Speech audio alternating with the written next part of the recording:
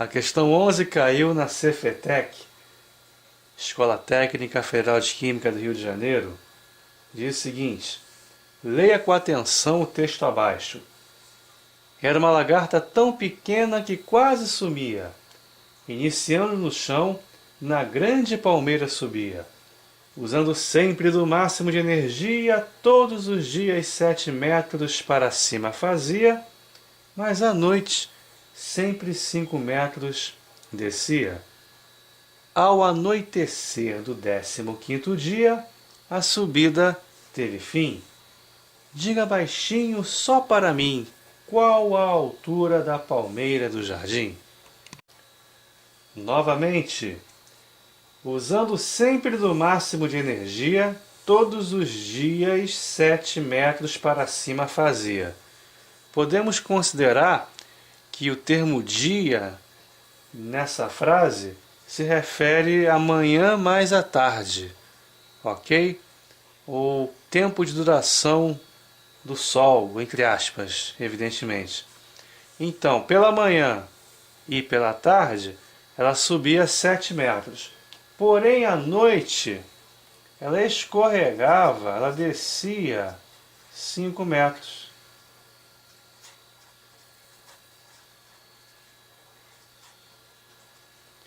Então, o progresso efetivo diário, aí sim, dia de 24 horas, não era de 7 metros, e sim de 2 metros, ok?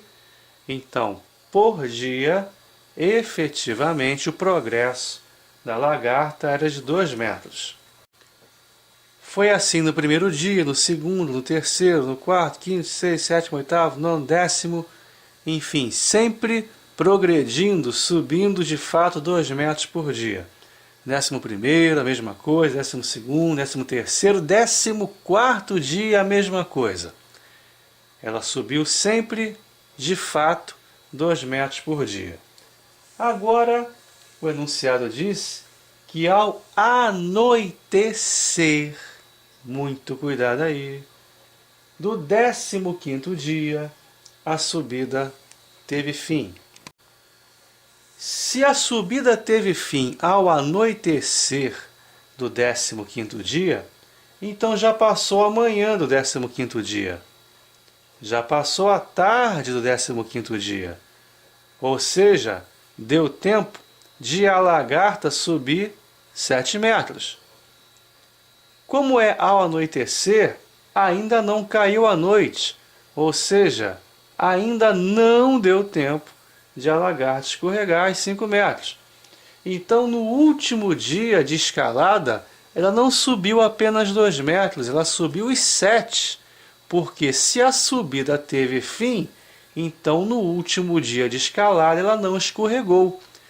Tá certo? Porque se escorregasse, a subida não teria tido fim, não é verdade? Então a altura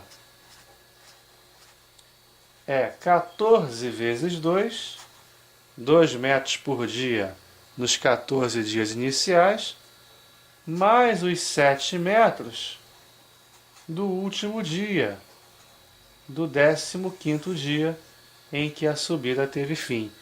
Então a altura da palmeira do jardim é de 35 metros e não 30, como muita gente na pressa acaba dizendo. Ah, se sobe 2 metros por dia, durou 15 dias, 15 vezes 2, 30. Cuidado para não cair na armadilha dessa questão.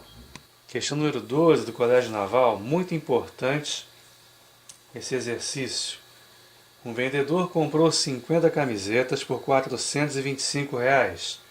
Quantas camisetas, no mínimo, ele deverá vender a R$ 11 cada para obter lucro? Vamos tentar contextualizar esse exercício para ficar mais fácil nós entendermos o raciocínio. Faz de conta que você é o vendedor, que você foi lá na fábrica, comprou 50 camisetas e por elas pagou R$ 425. Vamos imaginar que você tenha deixado um cheque pré-datado para dali a 30 dias. Aí você chega em casa com as 50 camisetas, coloca todas elas num sofá, por exemplo, e fica pensando, eu acho que R$ 11 cada uma é um preço legal que eu posso cobrar por elas. Quantas você tem que vender para poder cobrir o cheque dali a 30 dias? Porque vai bater na tua conta R$ 425. Se você vai vender cada uma por 11, quantas você deve vender para que no final de um mês você tenha, no mínimo, condições de cobrir o cheque e começar a ter algum lucro, que é o que o enunciado pede. Com certeza você na sua casa respondeu que precisamos dividir 425 por 11. Ok? 42 por 11 dá 3. 3 vezes 11, 33. Para 42, 9. Abaixando 5. 95 por 11 dá 8. 11 vezes 8, 88. Para 95, 7. Muito importante agora. 38 camisetas já são suficientes para você pagar o cheque de R$ 425 e obter algum lucro? Não. Por quê? Porque ainda estão faltando R$ 7 para que você complete os 425, não é verdade? Por isso você precisa vender uma camiseta a mais. Por quê? Cada camiseta vendida você ganha R$ 11. Se você vender uma camiseta a mais, você vai ganhar R$ 11 pela venda dela. Por isso consegue pagar os R$ 7 que estão faltando e ainda fica com R$ 4 de troco, entre aspas. R$ 4 esses que já começam a ser contabilizados como lucro. Ok? Lucro mínimo, mas já é lucro. Tá certo? Então a resposta do problema não são 38 camisetas e sim 39, porque você precisa vender uma camiseta a mais para pagar os R$ 7 que faltam para completar os 425. Questão 13 do Colégio Militar do Rio de Janeiro. Em um prédio, o elevador de serviço pode transportar no máximo 396 kg por viagem. No térreo desse prédio, há 62 caixas iguais, de 45 kg cada, que deverão ser transportadas para o último andar. Pelo tamanho das caixas, no máximo 12 caixas de cada vez podem ser colocadas dentro do elevador. Qual é o número mínimo de subidas que o elevador deverá fazer para transportar todas as caixas? Novamente, em um prédio, o elevador de serviço pode transportar no máximo 396 kg por viagem. Está aqui, no máximo 396 kg por viagem. É uma informação importante demais para passar despercebida, ou seja, para que você a leia e não a registre, seja lá no dia da sua prova, ou durante um exercício em casa, ou no curso, etc. Ok? Registre aquilo que você acabou de ler. Sempre faça assim. Continuando, no térreo desse prédio, há 62 caixas iguais, de 45 kg cada, que deverão ser transportadas para o último andar. Muita atenção agora. Pelo tamanho das caixas, no máximo 12 caixas de cada vez podem ser colocadas dentro do elevador. O que ele quer dizer com isso? Sabe o que ele quer dizer com isso? Isso é uma armadilha, é uma pegadinha, é uma informação absolutamente inútil, desnecessária, que só serve para te confundir. Como assim? Pelo tamanho das caixas, até cabem 12 dentro do elevador. Mas será que o elevador aguentaria levar as 12?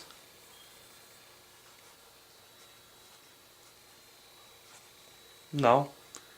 porque se cada caixa pesa 45 quilos, embora cabendo 12 no elevador, ele não aguentaria subir com todas elas, porque 12 vezes 45 dá 540, que é muito maior que o máximo permitido, 396 kg por viagem.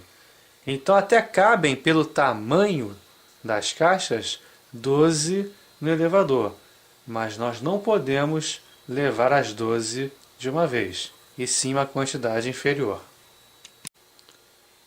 Ora, se não podemos levar 12 caixas de cada vez, quantas no máximo podem ser transportadas por viagem? Vamos dividir a capacidade máxima do elevador pelo peso de cada uma das caixas. 396 dividido por 45 dá 8 e sobra 36. Ou seja, no máximo o elevador pode carregar 8 caixas por viagem e ainda há uma folga de 36 kg na lotação do elevador. Como ao todo devem ser transportadas 62 caixas e em cada viagem vão subir 8, então 62 dividido por 8 dá 7 viagens, porém sobrando ainda 6 caixas. Faltam 6 caixas para serem transportadas, o que vai demandar uma viagem a mais. Exatamente como na questão anterior.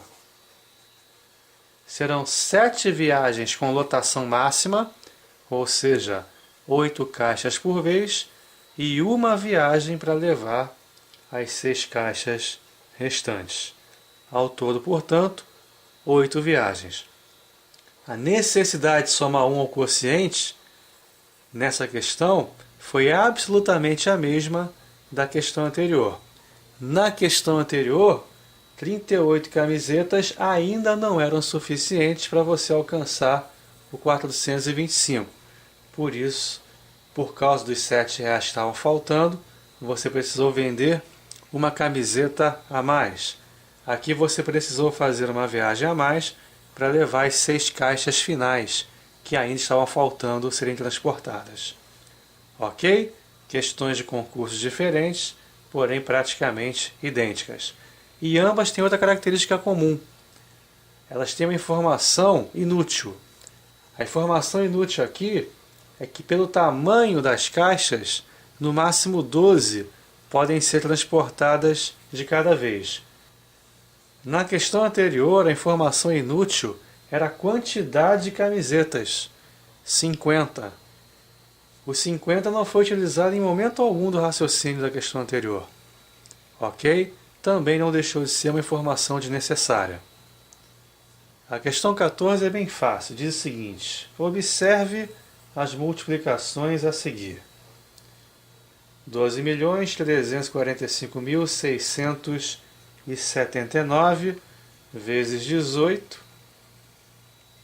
222.222.222, vezes 27, todos os algarismos iguais a 3, e vezes 54, todos os algarismos iguais a 6. Com base nessas informações, ele pergunta por quanto devemos multiplicar o mesmo número para encontrar como resultado um número formado por 9 algarismos iguais a 9. Bem, a questão é fácil, basta em princípio dividir o resultado pelo número dado, que você vai encontrar o número do meio, obviamente. Só que você vai perder um tempo imenso fazendo a divisão de números tão grandes, não é verdade? Então, como o enunciado sugere, temos que utilizar as informações que nos estão disponíveis. Há várias saídas diferentes para esse exercício. Eu vou apresentar 2 delas. A primeira é você reparar que o 999, 999, 999, que é o resultado que ele pretende no final da questão, é o 333, 333, 333, mais o 666, 666, 666, 666. Ou seja, se somarmos esse resultado com esse, vamos encontrar o que ele quer. Portanto, o número que ele quer que você encontre nada mais é do que o 27 mais 54, que vai dar 81. 27 mais 54, 81, da mesma forma que o 333 mais o 666 dá o 999. Só isso, mais nada. Um outro raciocínio alternativo seria perceber que o 333 multiplicado por 3 dá justamente o que ele quer, o 999. Não é verdade? Portanto, o 27 multiplicado por 3 vai dar o número que você está procurando. 27 vezes 3, de fato, dá 81. Uma outra forma de você raciocinar seria relacionar os números que ele nos deu aqui, 18, 27, 54, com os múltiplos de 9. O 18 é 9 justamente vezes 2, que é o algarismo que está se repetindo aqui no resultado. Já o 27 é justamente 9 vezes 3, sendo 3 o algarismo que se repete. O 54 não foge à regra, é 9 vezes 6, sendo 6 o algarismo que se repete. Portanto, o número que ele quer só pode ser 9 vezes 9, sendo 9 o algarismo que agora está se repetindo. E você sabe que 9 vezes 9 é 81. A questão 15 é muito importante, muito comum em provas de raciocínio lógico, também de matemática, e nós vamos resolvê-la por um processo alternativo que vai ser muito útil nas próximas questões, porque as próximas questões, se fossem resolvidas da maneira algébrica tradicional, levariam muito tempo, cairiam em equações complicadíssimas e perderíamos um tempo importante no dia do concurso. Por isso, preste muita atenção no raciocínio que será desenvolvido na questão número 15, porque ele vai servir para os próximos. Ok? A 15 diz o seguinte: considere o número inteiro x e faça com ele as seguintes operações sucessivas. Multiplique por 2, some 1, multiplique por 3 e subtraia 5. Se o resultado for 220, o valor de x é... Repare que nós temos o final da história, quer dizer, o último resultado encontrado, que foi o 220. Nós temos o miolo da história, o enredo da história. Ou seja, primeiro o número foi multiplicado por 2, ao resultado adicionado uma unidade, depois multiplicado por 3 e por fim subtraídos 5 unidades. Não é isso? E nós queremos saber o início da história, o ponto de partida, o x. Quando nós soubermos o final da história, o miolo da história, e quisermos saber o começo da história, nós vamos proceder resolvendo a questão de trás para frente.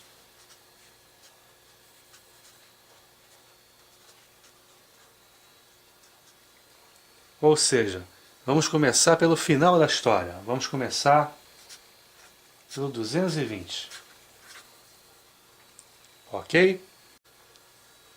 Qual foi a última conta que foi feita com o x para que o resultado finalmente desse 220? A última. Lendo na sua apostila, você vai perceber que foi subtraiu-se 5 unidades, não é isso? Ok? Se a última conta foi subtrair 5 unidades, se nós estamos voltando, se nós estamos procedendo de trás para frente, vamos fazer a operação inversa. Em vez de subtrair 5 unidades novamente, vamos adicionar 5 unidades. 220 mais 5, 225. Antes disso, o que aconteceu? Foi multiplicado o número por 3. Se ele foi multiplicado por 3 e você está voltando, então você vai pegar o 225 e fazer a operação inversa. Ou seja, dividi-lo por 3, encontrando 75. Imediatamente antes disso, o número tinha sido adicionado uma unidade a ele, não é verdade? Se você adicionou uma unidade, na volta você vai fazer a operação inversa, ou seja, subtrair uma unidade. Finalmente, a primeira conta que foi feita com o x o x foi multiplicado por 2. Portanto, a última conta que você vai fazer para finalmente encontrar o x é dividir o 74 por 2, encontrando para x o 37. Ok? Bem mais fácil, bem mais rápido que qualquer outro método algébrico e vai ser utilíssimo nos próximos exercícios.